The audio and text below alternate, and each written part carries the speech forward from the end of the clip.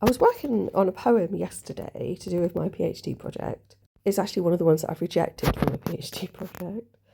And I was looking at this idea of maybe a myth related to a female that had been silent, because that's what I was writing about. And I thought, I bet there's a myth, so I could chuck in some elements from that. And the poem ends up being like a melting pot for all of these different ideas from different times. Anyway, when I Googled it, it came up with, I think, I can't pronounce it, but like Merit Segur, who was an Egyptian figure, a cobra goddess who protected the necropolis on the west bank of the Nile. I love that word, necropolis. And her name means she who loves silence. And we all have moments where we're like, I love silence. It's a really polite way of saying that to somebody, isn't it? If they're talking to you, you could say, oh, let's worship the goddess Merit Segur. That really made me laugh. She's also known, beloved of him who makes silence, which is Osiris. And she was a patron of those who decorated the tombs.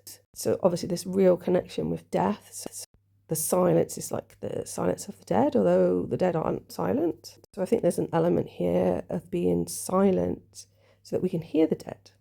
She was associated with a hill which was called, or is now called, El Churn, the Horn, but was previously called the Peak, which made me think of Twin Peaks from eons ago.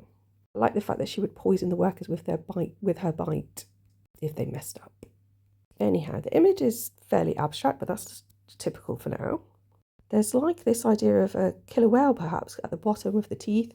Then sort of, I guess that's emerging out of water, a top which is sort of someone with their arms raised in, ballet type pose. And then something on the right hand side, perhaps a person stood up next to a bird or something. So there's kind of a window slightly to the left of this figure. I said it looks like a bird only because that could be outstretched wings, but there is a face also to the right hand side and a pink face in the centre. And then up top, it actually looks like a male figure there, possibly with a beard, but he's got sort of like actually two birds emerging sort of from his chest, possibly even three. So there's the arms raised and there's a little head poking out there that you can just see.